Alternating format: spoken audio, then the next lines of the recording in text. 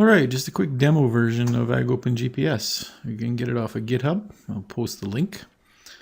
And yeah, all you do is you start AgOpenGPS, unzip it, make sure you unblock it and unzip it, and then just run AgOpenGPS.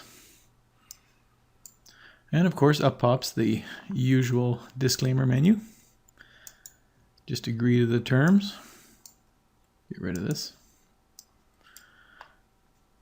Now, as you can see, this will work until the 15th of March, and then it's done.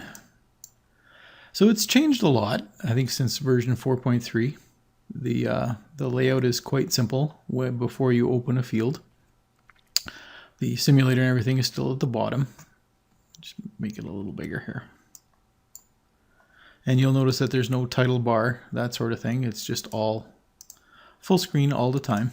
Don't worry about these little numbers, they're just for development. And it defaults to tell you what, how wide the piece of equipment is and the file name that you saved.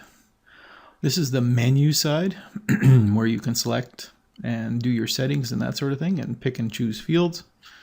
And down here is how to run AgIO. This program is set up to not communicate with AgIO, so we won't worry about it during this video. So starting up at the top, languages, and choosing your directories. Most of this is just exactly like the same as old 4.3. You know, top field view, whether the simulator's on, and reset everything and start from scratch and all that. That's up in this little menu.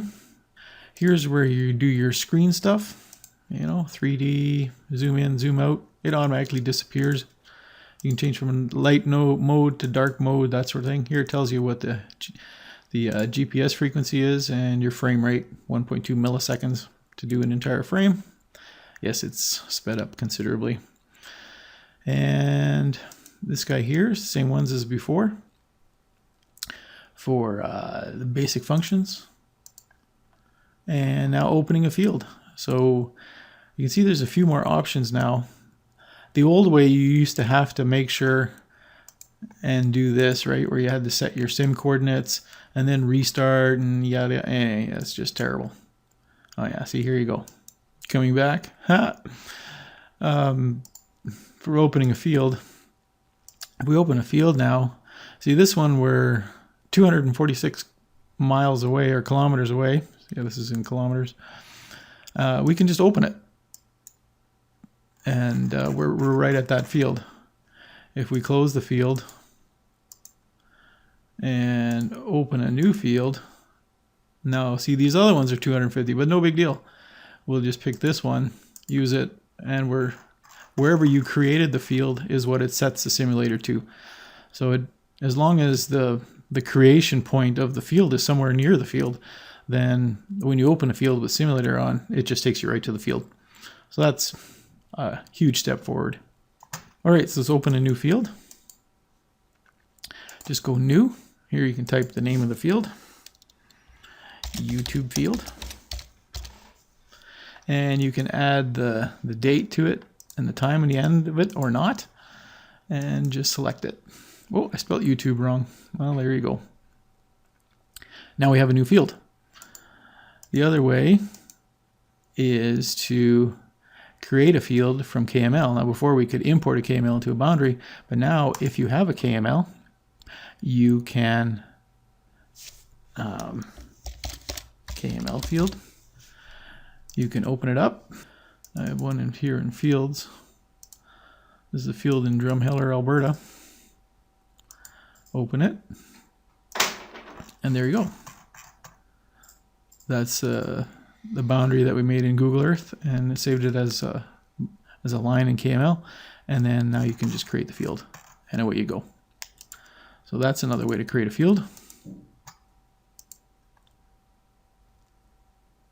And the other way is drive in. These ones are close by this field. So remember that field was in Drumheller, so you can pick and choose one of the ones to drive in. Or you can just resume it. We will open up this one. Recorded path, since it's there. Now it's just 3 buttons instead of confusing buttons. You can record, delete the line, or just play. It Dubin's on its way there.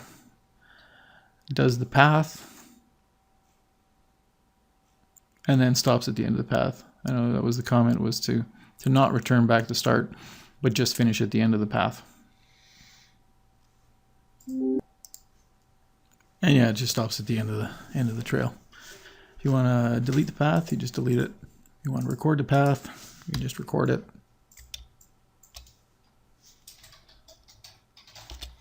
It's like that, stop, and then play it, and away you go. So that's recorded path. Hide that. Simple, gone. Okay, let's look at configuration. Now previously, don't let this shock you, it's not that complicated. These are just push buttons. Do you want auto day and night? Do you want to start full screen? Do you want to use the keyboard? Do you want to have the speedo on? We do. Turn the grid off, turn the sky on or off, that sort of thing. That's all here. Metric or imperial, it's here on the first page. It always comes up. When you save this, it just is. We want to save a new vehicle. You put the name in here. Test. And save. Here's your list of vehicles. It saves all the settings in the entire program in one file. It's just easier rather than trying to do separate. So there's advantages both ways, but this is just a lot easier to program. Little hints here in English for what the pictures mean, that sort of thing. That's kind of all throughout. And you can then delete one of these, or open it, or save as. Okay, so on to the settings. Here you have vehicle settings, you have the tool settings, you have your data sources settings, U-turn settings, your Arduino settings, and Tram settings. So if there's sub menus, they just pop up in here. And as you choose these different ones, it displays the sub menus.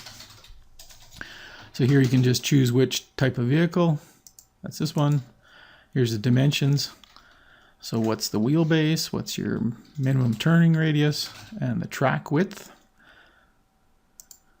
The antenna, how far ahead of the pivot is it? Is it ahead or is it behind? The height of it, offset, all that sort of thing. And steering, is it manual or auto for steering? How many pixels wide do you want your lines drawn? Like on the boundary lines and that sort of thing. The snap distance.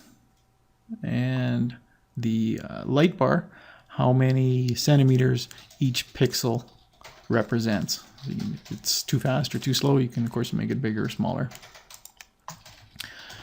Tool, much the same way. Is it rigid behind? Is it like an air seat or tow between, front attached, rear swing, whatever.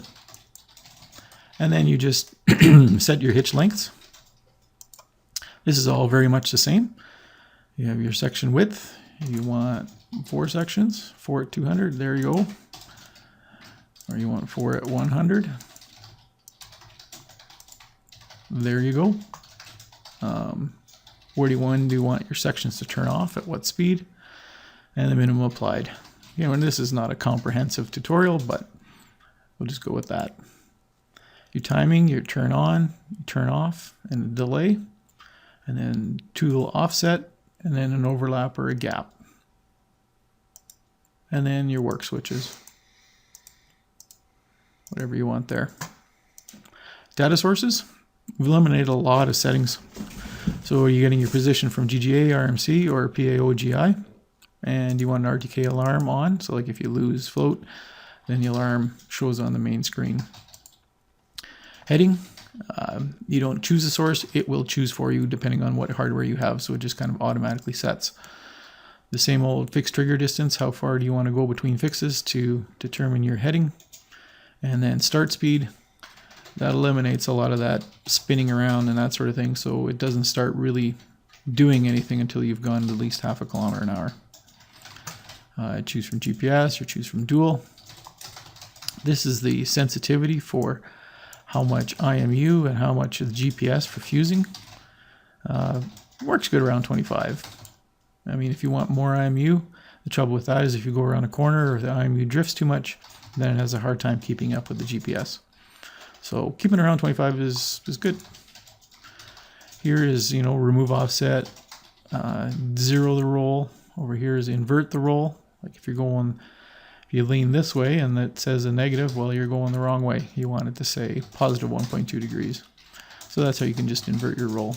And here's a roll filter, all the way from no filtering to takes forever to return back to where it was. So U-turn, all the same basic stuff. Where do you want your, U-turn away from the boundary? And these are the extensions. How long do you want those extensions? And then, of course, smoothing, because as you know, no system likes to take a sharp turn. So what this does is numbers from 2 to 18. Hey, that doesn't work. Look at that. It's a bug. Just to smooth out that U-turn so it's easier to turn around. This is still very much the same. Invert WAS, like your wheel angle sensor, if it's reading the wrong thing the wrong time. Your motor's turning the wrong way. If you want to use active high or active low relays, your turn sensor, turn it on, turn it off, and how many ticks you want. Button switch, single or differential, and then what type of motor driver you have. And then always remember to send. And the tool's the same way, lift time, lower time, and hydraulic look ahead, and then just plain turn it off or turn it on. And same thing, invert relays for what type of relay board you have. Always remember, send it and save it. Trams, what your tram width is that you want to end up, like your sprayer width, that sort of thing. And then what type of tram do you make? Are you odd or even? Like, do you use the edge and create like a double pass where that gate is on the outside, or do you create them and drive down the middle of the tram and create them both at the same time? So you just choose one or choose the other. We will choose this one. And that's about it. So all the settings are in one place. Tells you tool width down here. Save. We looked at this one already. And then this one has your boundary, your headlands, your tram lines, all that sort of stuff. Boundary is quite simple. We want to create an inner boundary now. You can either import it from KML or just drive it. Drive.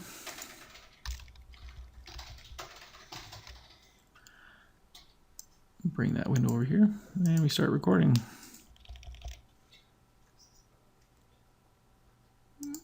You can do individual points, you can do whatever you want. Here you can set the offset. You can draw on the other side, put it in the middle for 0 if you want. Record. That sort of thing. Okay, funky boundary, but you get the idea. And it turns red if you're outside the boundary. Slow down here.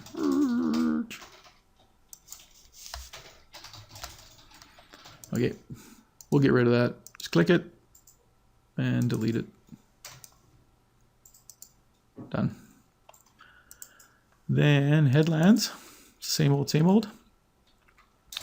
Put in your width here. This is always 3 times the width of the tool. Ours was 4 meters, so that was good enough. Create it. Good, now you got a headland. Up pops the headland button, and you can set your hydraulics, all that sort of stuff. The thing is with these buttons is if the feature isn't available, the button doesn't show up. So it's not confusing. Like you can set a flag, you can change your section control, you can do touch boundaries. If there was no boundary, then you couldn't do, you can't make a boundary from a line that you don't have a boundary for. So we will turn the headland off. Well, let's make some AB lines. There's a couple ways to make AB lines.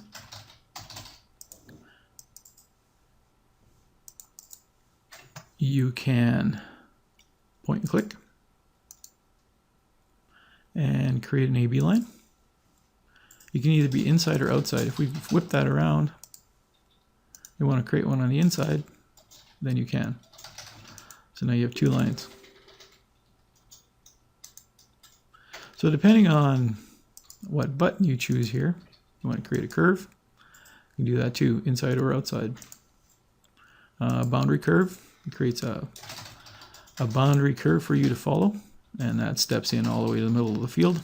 there you go. Once you created a boundary, you can't change it anymore. These guys you can edit to be whatever you want now.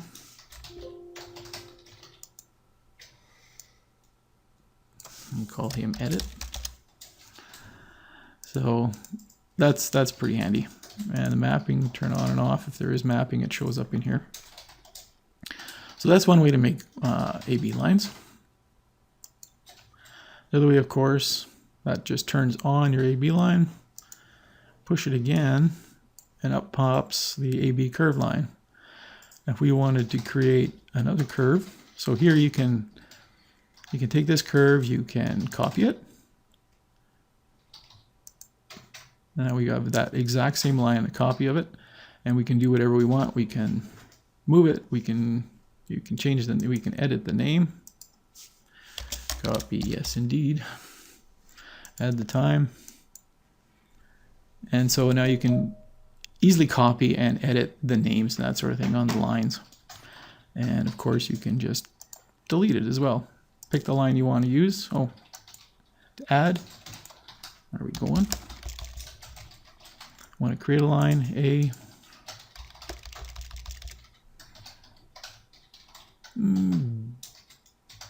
B, you can pause it at any time. Add the time or not to the name, save it, and we use it. The other thing is you can create lines while following an existing line even now. So that it's much the same with the AB line form. They all work and look exactly the same, so there's consistency there. Pick one of these guys. Okay, tram lines. I know I'm going through this quick, but that's not the point. It's just to show everything that's here. So for setting up your tram line, let's slow down here. Get dizzy. Now, of course, with the AB line that we've chosen at random here, the AB line needs to be half a tram width. Here it tells you what the tram width is, what a track width is. This is a just to move the line a little tiny bit, and this is to move it half of a implement width. So this guy, when you're dead on the line, kick it over half a width. And now create your passes. Zoom out here a bit. How many do we need? I guess we need that many. And then you can save it at this point. For you can either choose inside, outside, none, or all. And then it's super easy to create a tram line. Now that we have a tram line, we go ta-da. And remember we chose the inside or the even type of tram generation. Well, now when you drive over the trams,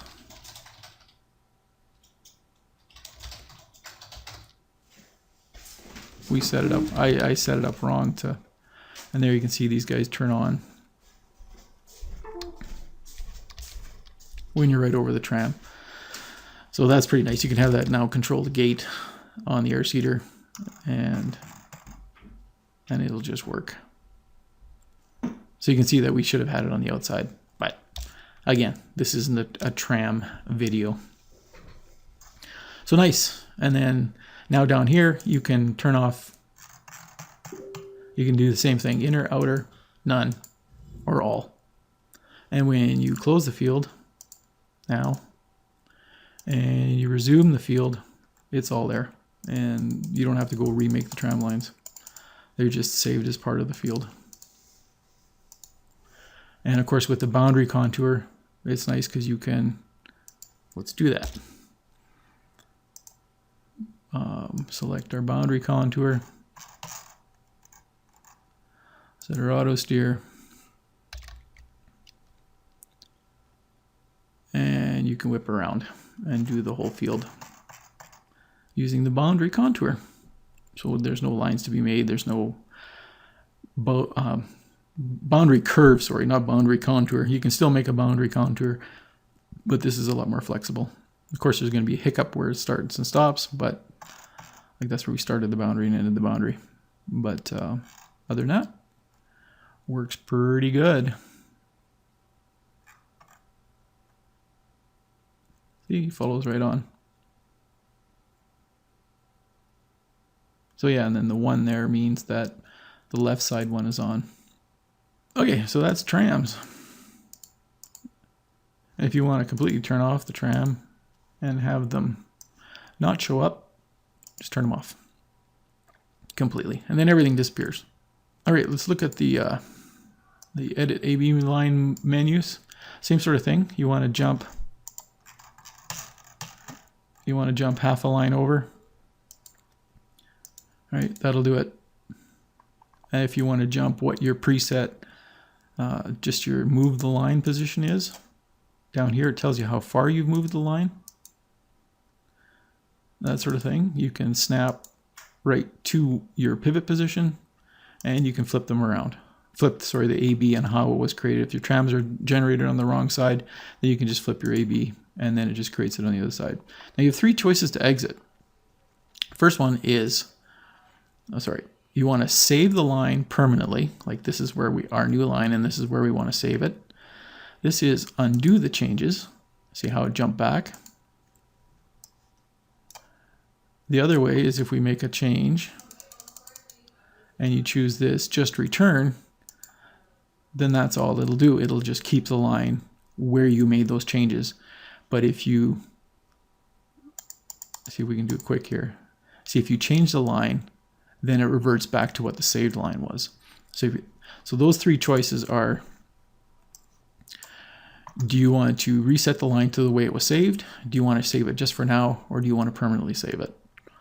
So whether it's curve or whether it's, jump here on curve, it's all the same thing. It's the exact same form, same format. Save the line or not. Snap, move, half width. That sort of thing. U-turn, it's all basically the same. I have the U-turn. Boop, boop, boop. And then sections. And that's about it. That's AgOpenGPS in a very quick nutshell. Yeah, this version works till March 15th. And then that's it. Up here it tells you with your field how much is done. This is the time left to finish the field at your current rate. This is how many hectares are left and what percentage of it is still left to do. Here it tells you what AB line it is. Like we cycle these AB lines. Oh, there only is one.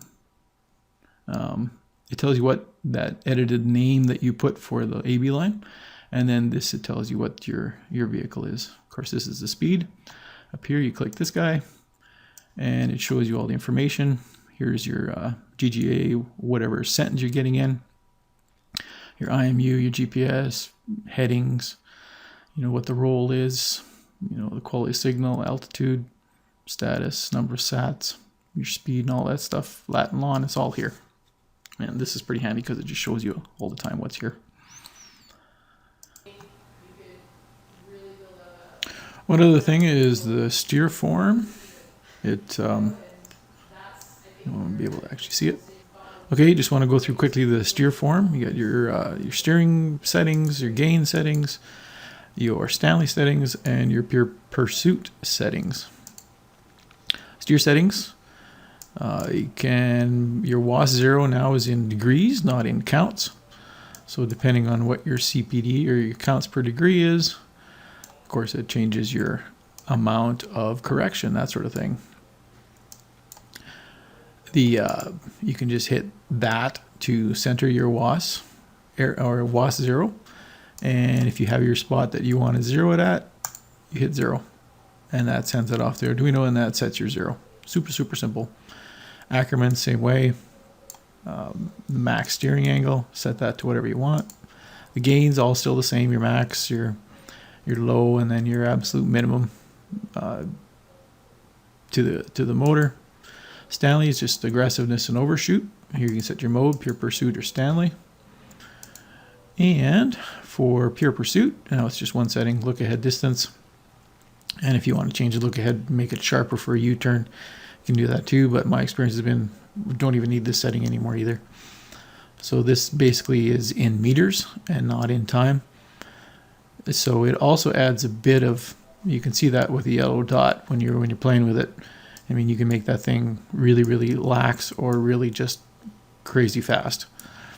So I think a lot of people struggled with Pure Pursuit. They just didn't have it set like Stanley, and that's why Stanley performs better. It was just set too smooth or too close, that sort of thing. The other thing is you pull this guy down, and here's that testing for your steering angle. And hit record. If you drive around in a steady circle, it measures your distance. When the distance stops being like any bigger, then that is the radius of the circle, and then that calculates your steering angle. So we have it set to 18, or set to 14. In this case, the simulator is wrong. We would have to change the wheelbase in order to adjust that. But this tells you what your actual steer angle is and not what you have it set to. Then you go back here and you would set your counts per degree to make that match up. Super simple. So that you're reading over here, your actual match is this. You do it one way, then do it the other way. Set your Ackerman, make them both the same, and you're done. It's quite simple now. And the drive is still the same. But that's it.